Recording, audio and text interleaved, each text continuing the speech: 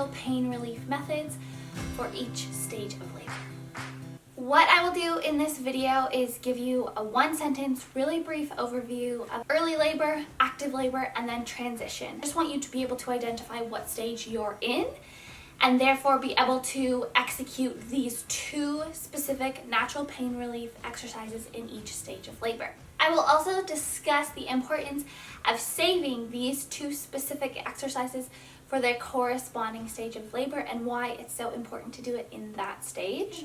If you're having a hospital birth, I am fully convinced you can labor at home using these exercises, and once you get to 5 centimeters, you will be able to continue the rest of the way using these natural pain relief methods. And if you're planning to have a home birth, I believe that these natural pain relief methods will serve just as well, if not better, than your standard medical interventions that you would receive in the hospital. So if you're interested in hearing more, then just keep watching. Hi mamas, I'm Bailey from Birthing Bravely and Beyond, and I share episodes related to experiencing a positive pregnancy, a brave childbirth, as well as intentional parenting. I upload 2 videos a week, typically every Tuesday and Thursday around 8 p.m. Eastern Standard Time. Let me just start off by saying, if you haven't seen my episode on why I chose to have a natural childbirth, I will link it above and down below in the description bar. Go check that out and follow that up with my episode all about hormones and what they can do for us if we don't interfere with them using medical interventions. Okay, so let's talk about early labor and how we can identify if we are actually in early labor. Sometimes this is tricky because a part of us doesn't really want to believe that we're in labor. So we're not sure whether or not we can identify what we're feeling as being early labor. But during this time, you're usually about 1 to 4 centimeters dilated. You may start to notice some mucus and some slight contractions that you can still walk and talk through. In early labor, your contractions may come every 20 to 30 minutes, lasting about 20 to 30 seconds long each. Okay, so as the uterus contracts early on, it actually tilts forward. And as you probably already know, if you're in an upright position, then there's no resistance to gravity. The best way to really harbor that tilting forward of your uterus during the early stage of labor is to actually lean forward. You can do this by either standing or kneeling. If you are laying in a semi-reclined position, whether you're in bed and you're kind of upright, sitting, this can slow down and lengthen the time that you're in labor. During early labor, it's important to rest your body so that you don't get tired too soon. Get extremely comfortable and try to sleep between contractions. When you wake up for a contraction, have your birthing partner put his or her hand on your back as both of you take a deep breath in for 4 counts and a deep breath out for 4 counts. Continue on this breathing through the duration of the contraction. And then allow your body to feel so relaxed that you fall back asleep. If you really want to progress your labor, I would suggest resting in a position that you're more upright. Basically, you want your bum to be lower than your upper body. Sit on a birthing ball with your legs wide open and just lean on a pillow or on your bed. Get on your knees while on your bed and prop up a whole bunch of pillows so you can lean on those. In some cases, when baby is coming too quickly, midwives will advise you to put your bum in the air and actually be in more of an inversion. But this is not encouraged in early labor if you are just progressing normally and you want to keep progressing. This is used to actually move the baby up a little bit so that the baby can continue spinning and reposition itself where baby needs to be. But don't worry so much about that. That's what your healthcare professional is for. Okay, so that's sleeping, resting. Number 2 in early labor is walking. So many mothers have said that they just needed to walk. It felt so much better to just go the whole time. So take notice of if it's daytime, if it's nighttime, if you're tired or you think you'll be tired, make sure you rest. But if you've had your rest and you're feeling good, walking will really help progress your labor. Let's get into active labor. I would consider active labor to be dilation between 4 and 8 centimeters. Contractions at this point are anywhere from 3 to 6 minutes apart, lasting 60 seconds to 85 seconds long for each contraction. Okay, so my number 1 best best tip for this stage of labor is rebozo sifting. A rebozo is a very long woven type of scarf. There are these beautiful traditions of rebozos being handed down from mother to daughter for various types of birth, for traditional Mexican ceremonies. You can find some really nice traditional rebozos handmade on Etsy, and I will link some of my favorite spots to get rebozos down below in the description bar. But if you have a strong scarf, and I mean a strong scarf that you trust, that doesn't have a whole lot of stretch and it's really long, you can use that. Or if you have a soft baby carrier like a Moby wrap or a Solly wrap, you can try that as well. So what you would want to do is get into a comfortable position on your knees and make sure you have a yoga mat or it's really soft wherever you're kneeling and there are pillows around, so you're kind of setting up your birthing space. Even if you're going to the hospital, it's still nice to set up a space so that you can have an active labor at home leading up to that point. Have your birthing partner fully cover your belly with the rebozo and pull up on each end. Ensure his or her wrists are straight to avoid soreness. Now this is why it's called rebozo sifting. Have your birthing partner sift the rebozo from side to side as he pulls up, releasing any tension or resistance that you're carrying in your belly and kind of creating like a slow vibrating jiggle. Then have your partner start to move a little bit faster with the rebozo, but not in a jerky way, just in a consistent way. This should feel so relaxing and so good, just releasing all of that tension that you're carrying in your belly.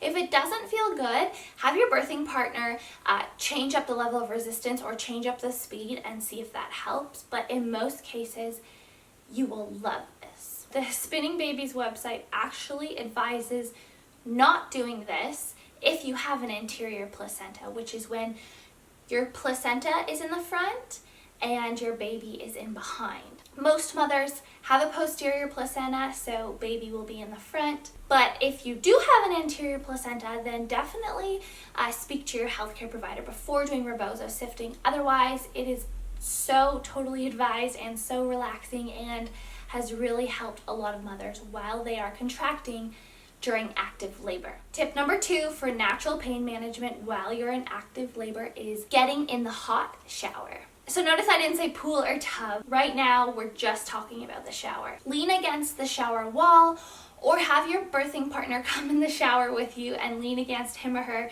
so that a lot of your weight is put on that person. The hot shower is good for 2 reasons. The first reason, you're still standing upright, so you're progressing your labor during this phase as it should be. It gives you the opportunity to lean forward and allow your pelvis and your uterus to tilt the way that it needs to tilt, and it actually will allow you to rock your hips from side to side, which will feel really natural in this stage of labor, and you'll probably do it anyways. The second reason that a hot shower is really good during the active stage of labor is because hot water is touching your back. What that's doing is it's sending nerve signals to your back to feel that heat on your back, which takes a lot of the signals away from your contracting uterus. So essentially you're shifting where you're feeling it, and that's why a lot of birthing mothers like the water to be really hot on their back so that it almost stings a little bit. You're standing upright and you're still keeping things moving. You're still active. But even though you're upright and you're using your body, I want you to still be able to relax at the same time. I want you to put the majority of your weight on your birthing partner, and I want you to focus on your breathing. If you want to look into breathing more in depth, watch my hypnobirthing video. I will link it above and in the description bar down below. That'll give you a really good overview of the best types of breathing you can do as you progress through your labor experience. Allow yourself to let out a really low-toned humming noise. It sounds weird when you think about it right now, but when you're in labor, it helps so much. It reminds your body to have a loose jaw, which in turn will help keep everything else loose. You don't want to tense and tighten up your muscles. Okay, so this is the final phase that I'm going to talk about and what you can do to help naturally relieve pain in it, and that is transition. Now, don't let transition scare you. Transition is like you're almost at the top of that mountain, but it gets really steep, and you're already tired because you've just been climbing the mountain, and you get to the point where you're starting to feel defeated because you can't quite see the top of the mountain you don't know how high up you are, but what you fail to realize is that you're like that close to the top. I want to empower you and I want you to feel confident, but I want you to know that when you get to the point where you may want to give up and you feel like you can't do it anymore, you are likely in transition. And this is when we as women are challenged the most, I would say, in our entire lives. The good news is transition is the shortest phase of labor. It's usually the dilation between 8 and 10 centimeters. Sometimes you hit transition when you're fully dilated, but you get to a point where all of a sudden the contractions just stop. Your body's getting ready to begin the expulsive reflex of pushing the baby out. So TENS stands for transcutaneous electrical nerve stimulation. So in physiology, there's something referred to as the gate theory. And the gate theory hypothesizes that only one message at a time can travel up the spine and into the brain. And that is why, for example, when you stub your toe, your instinct is to vigorously rub your toe, because the rubbing then becomes the dominant signal. So using a TENS machine during labor becomes a similar strategy to that. So it's something that hooks up to your back and just stimulates a lot of feeling in your back. And the reason why I'm saving this for transition or for when your contractions get to the point where you can't talk through them anymore and you're just really, really feeling them is because I think it's one of the best strategies that you can use, but I don't want you to use it too early because then other strategies won't feel as good and won't give you that same type of